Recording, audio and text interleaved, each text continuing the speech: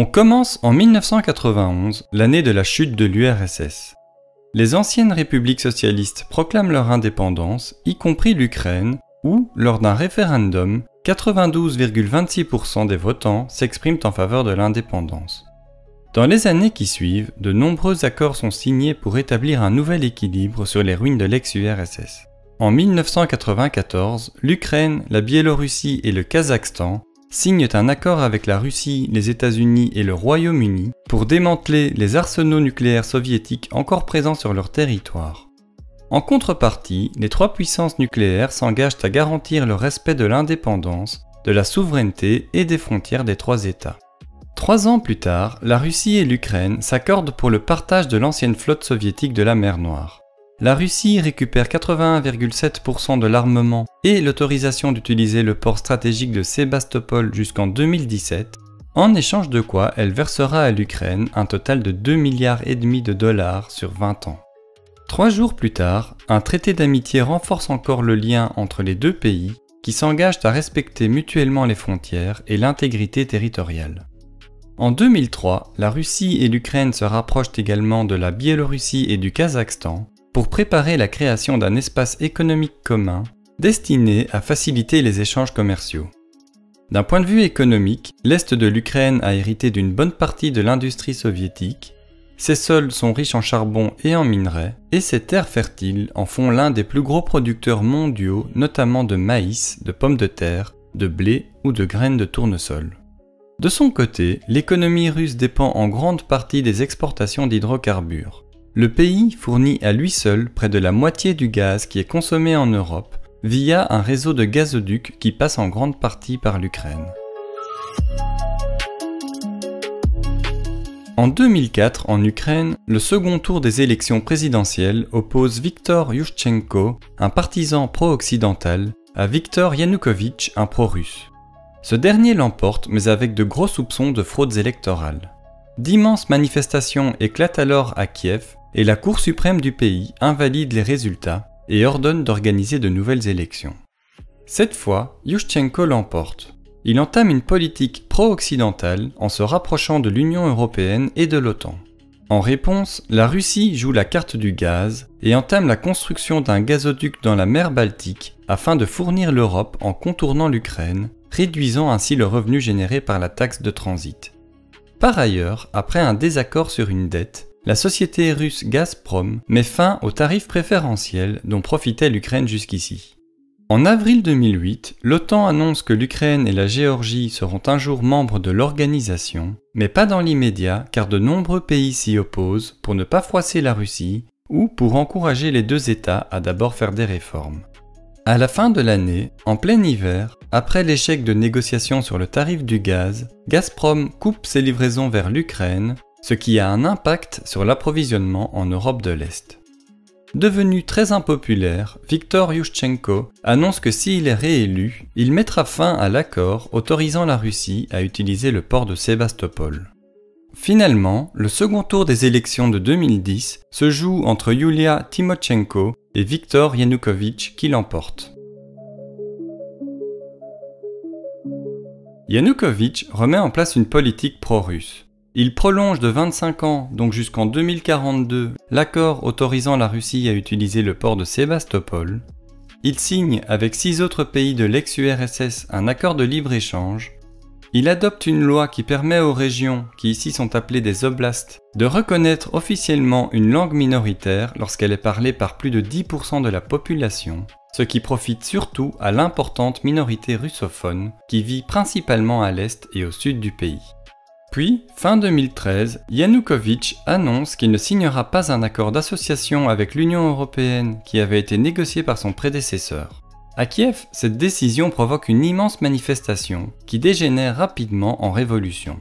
Après la mort d'une centaine de personnes, Yanukovych fuit la capitale.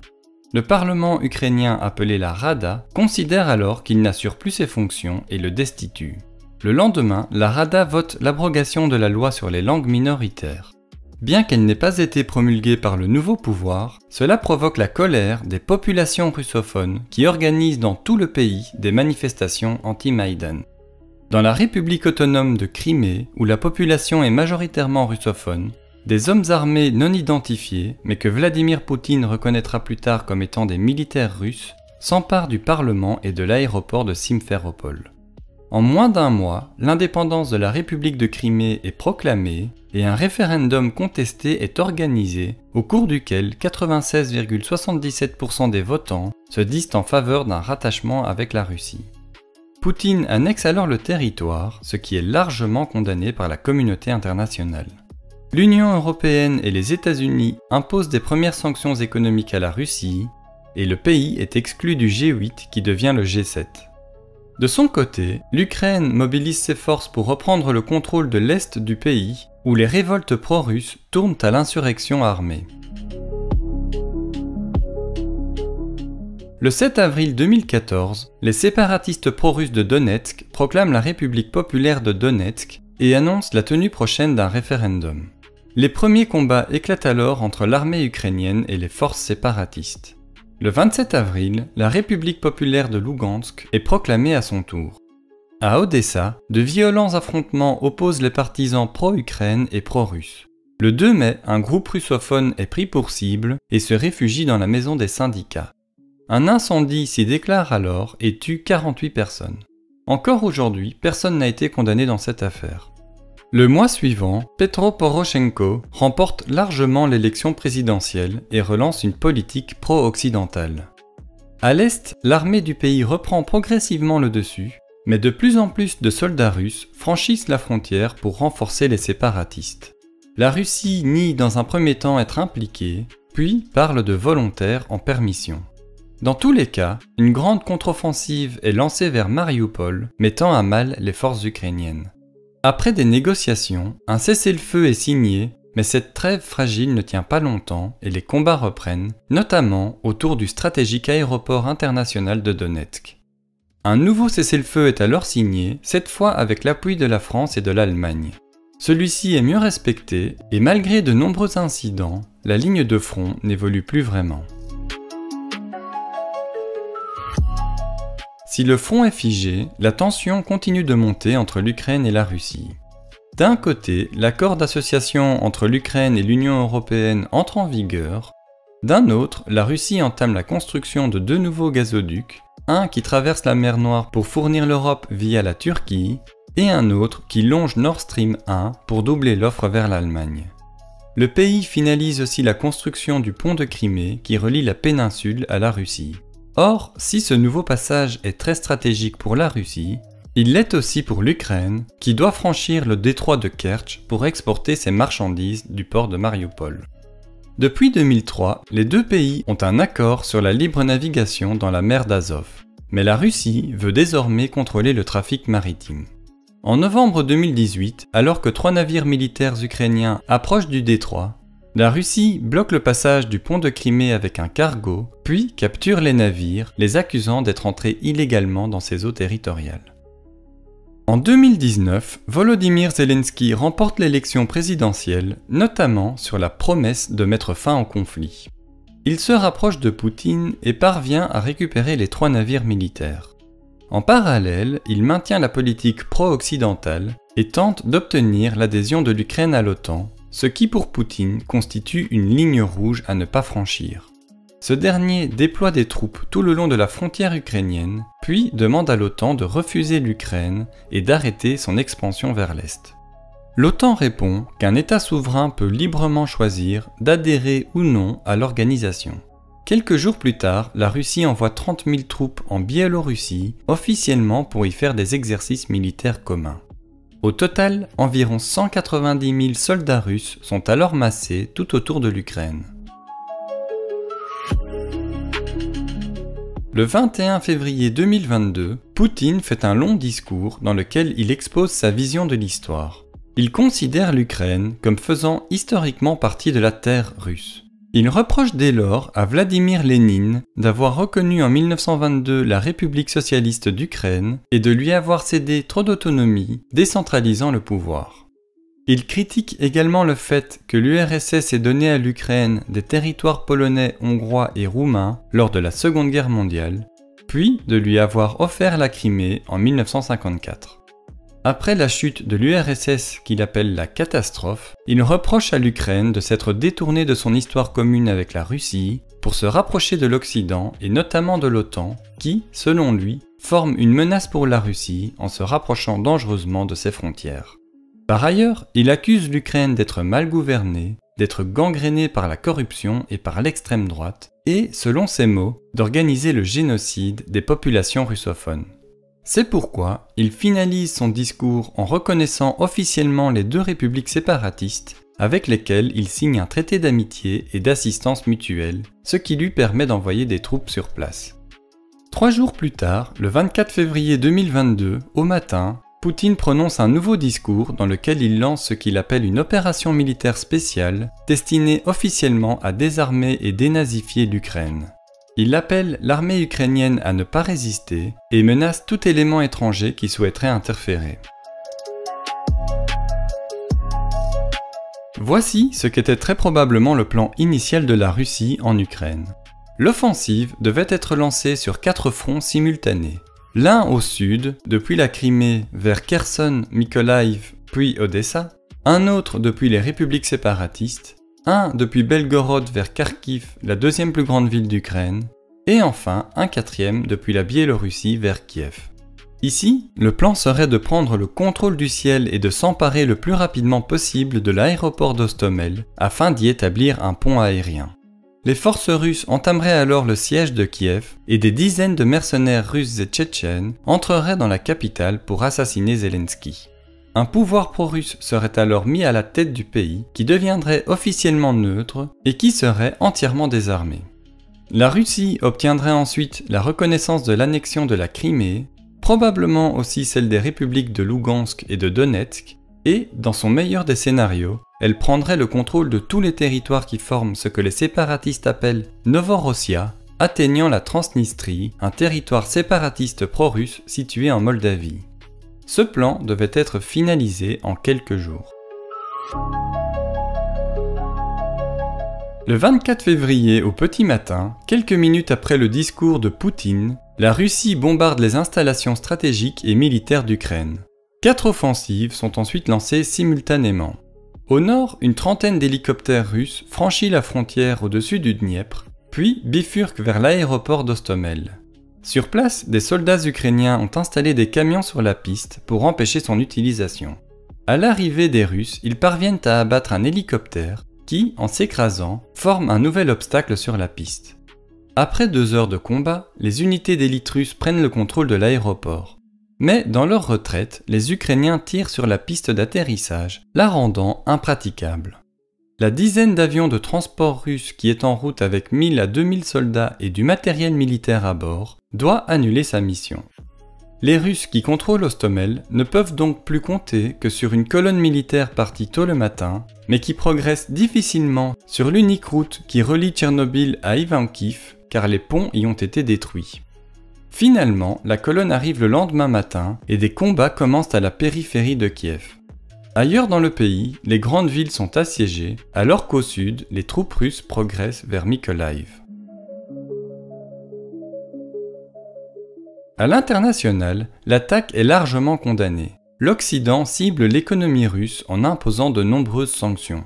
Les avoirs des banques russes et des oligarques sont gelés, le projet Nord Stream 2 qui venait d'être achevé est abandonné, l'Union européenne, les États-Unis et le Canada ferment leurs espaces aériens aux compagnies russes, alors que le Japon et la Corée du Sud suspendent leurs exportations de matériaux stratégiques vers la Russie, notamment de semi-conducteurs. En parallèle, la procédure d'adhésion de l'Ukraine à l'Union européenne est accélérée et Zelensky demande à l'OTAN d'imposer une zone d'exclusion aérienne au-dessus de son pays. Mais l'organisation refuse, craignant l'escalade jusqu'à une guerre atomique, d'autant qu'en face, Poutine brandit régulièrement la menace atomique et obtient l'autorisation de son allié la Biélorussie de déployer des armes nucléaires sur son territoire. En Ukraine, la Russie cible notamment les infrastructures de communication. Elon Musk met alors à disposition du pays son réseau de satellites Starlink, ce qui permet d'assurer les communications. En Russie, les manifestations contre la guerre sont réprimées et une nouvelle loi prévoit une peine de 15 ans de prison pour ceux qui publient des informations jugées mensongères. De nombreux médias occidentaux ferment alors leurs bureaux, alors qu'en Europe, les principaux médias russes sont interdits. Au sud, les Russes s'emparent de Mélitopol, de Kherson et de la centrale nucléaire de Zaporijjia, la plus grande d'Europe. À Kiev par contre, ils sont contenus en dehors de la ville, alors qu'un immense convoi de ravitaillement long d'une 60aine de kilomètres se retrouve coincé plus au nord. Ayant engagé la majorité de ses troupes et alors que Poutine s'est engagé à ne pas faire de mobilisation, la Russie commence à recruter des volontaires étrangers, notamment en Syrie, et fait appel aux mercenaires de la milice privée Wagner, dont le chef Evgeny Prigojine est un ancien proche de Poutine.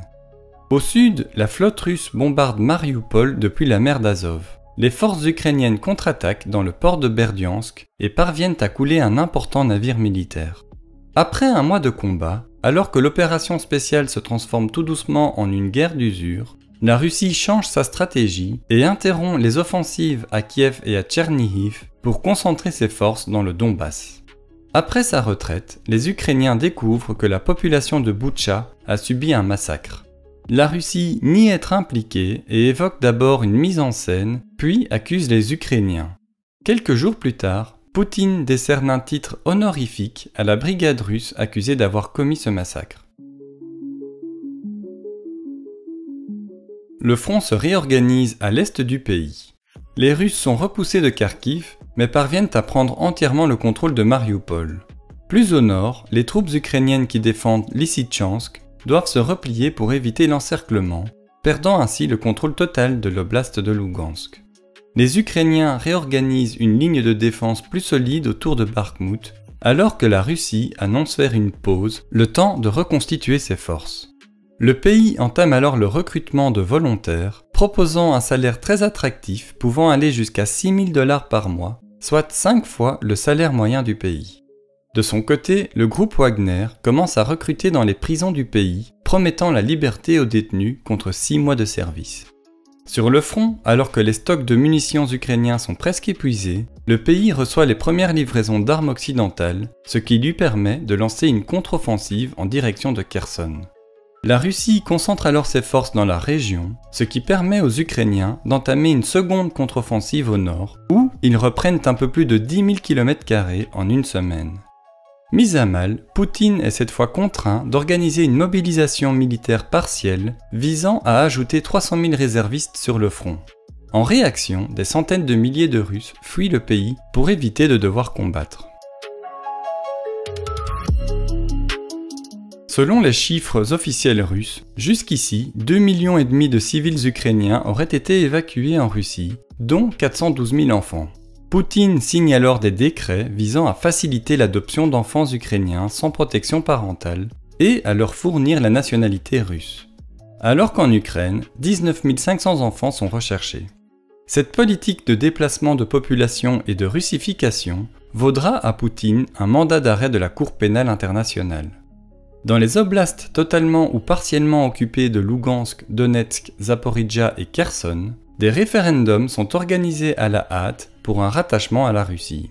Moscou tente de légitimer le vote en invitant des observateurs pro-russes de 20 pays différents. Sans surprise, les résultats sont en faveur de l'annexion, qui est immédiatement formalisée par Poutine. En réponse, l'Ukraine réitère sa demande d'adhésion à l'OTAN et entame des sabotages ciblant l'économie russe. Après avoir été probablement impliqué dans le sabotage du gazoduc Nord Stream, le pays endommage le pont de Crimée en y faisant exploser un camion piégé. En représailles, la Russie bombarde massivement les grandes villes et les infrastructures énergétiques d'Ukraine, utilisant désormais aussi des drones iraniens Shahed. Odessa et son port sont régulièrement ciblés afin de mettre à mal les exportations de céréales. Le 11 novembre, les derniers soldats russes quittent Kherson et se retranchent de l'autre côté du Dniepr. La ligne de front se stabilise, la Russie contrôle à peu près 20% du territoire ukrainien. Sur le front, les combats les plus intenses ont lieu à Bakhmout, où les troupes de Wagner tentent de prendre la ville. Prigojine applique sa stratégie qu'il appelle du hachoir à viande, qui consiste à envoyer des vagues successives de soldats, en sachant que la plupart n'en reviendront pas. Mais après plusieurs mois de combats acharnés et la perte de 20 000 de ses hommes, principalement des prisonniers, il accuse publiquement la hiérarchie militaire de l'armée régulière russe de vouloir détruire Wagner. Fin mai 2023, il s'empare finalement de Bakhmout qui est complètement en ruine.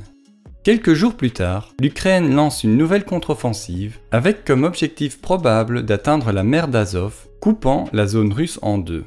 Mais cette fois, la ligne de front est bien mieux fortifiée, de part et d'autre des tranchées ont été creusées et les champs ont été minés, rendant toute offensive plus compliquée. Au même moment, le ministre russe de la Défense, Sergei Shoigu, ordonne aux volontaires russes de rejoindre l'armée régulière, ce qui concerne aussi les troupes de Wagner. Furieux, Prigojine appelle ses forces à renverser le ministère de la Défense russe. Il s'empare sans combat du QG de Rostov-sur-le-Don et lance ses troupes vers Moscou. Poutine condamne alors une trahison et promet une réponse sévère. Après une médiation avec le président biélorusse Alexandre Loukachenko, Prigojine stoppe ses troupes qui ne sont plus qu'à environ 300 km de la capitale. Il est alors convenu que les combattants de Wagner pourront soit rejoindre l'armée russe, soit prendre leur retraite, soit suivre Prigojine en Biélorussie. Le 23 août, ce dernier meurt dans l'explosion d'un avion privé reliant Moscou à Saint-Pétersbourg. Au sud, la contre-offensive ukrainienne est abandonnée sur un échec. Le front est désormais figé et toute nouvelle offensive se fait au prix de lourdes pertes. La Russie continue alors ses bombardements tout en concentrant ses offensives dans l'oblast de Donetsk. En face, l'Ukraine mise désormais sur une défense solide pour limiter les pertes, tout en utilisant des drones FPV chargés d'explosifs pour frapper les Russes. Ces petits drones civils d'une valeur de quelques centaines d'euros peuvent détruire des équipements lourds à plusieurs millions d'euros. Dans la mer Noire aussi, des drones marins ukrainiens infligent de gros dégâts à la flotte de Sébastopol, forçant la Russie à replier ses navires plus à l'est. Enfin, l'Ukraine utilise aussi des drones à longue portée pour cibler les raffineries et les dépôts de carburant de plus en plus loin dans les terres russes. Par ailleurs, elle reçoit pour la première fois l'autorisation d'utiliser certaines armes fournies par ses alliés occidentaux contre des cibles situées en territoire russe. Le 6 août 2024, le pays lance alors une offensive surprise dans l'oblast russe de Koursk. L'objectif principal étant de soulager le front du Donbass en contraignant la Russie à déplacer une partie de ses forces. Par ailleurs, contrôler un territoire russe serait un atout important pour l'Ukraine lors de futures négociations. En difficulté, Poutine appelle 133 000 Russes supplémentaires au service militaire et reçoit de la Corée du Nord au moins 10 000 soldats qui sont envoyés en première ligne. Le 1er janvier 2025, l'Ukraine ne renouvelle pas l'accord commercial pour la livraison de gaz vers l'Europe. Le pays mise désormais sur des livraisons de gaz liquéfié, notamment par des navires états-uniens dans des ports en Grèce où il est regazéifié puis distribué sur le réseau européen. L'arrivée au pouvoir de Donald Trump change la donne. Très vite, il montre que son principal intérêt est économique. Il interrompt les aides militaires à l'Ukraine, puis organise une première rencontre avec des représentants russes à Jeddah en Arabie Saoudite, sans convier l'Ukraine et l'Europe. Poutine indique alors qu'il est disposé à collaborer avec des entreprises états-uniennes pour l'exploitation des terres rares du pays, y compris dans les zones annexées à l'Ukraine. Trump, de son côté, fait pression sur Zelensky pour obtenir un accord sur l'exploitation des minerais du pays, en contrepartie des aides militaires et économiques fournies jusqu'ici. Zelensky lui répond qu'il veut avant tout des garanties de sécurité. Trump lui propose alors de prendre le contrôle de la centrale nucléaire de Zaporijjia, affirmant que cela dissuadera une nouvelle offensive russe. Mais Zelensky refuse, indiquant qu'il ne cédera aucun territoire. Au même moment, la Russie intensifie sa contre-offensive à Koursk et reprend le contrôle total de l'oblast.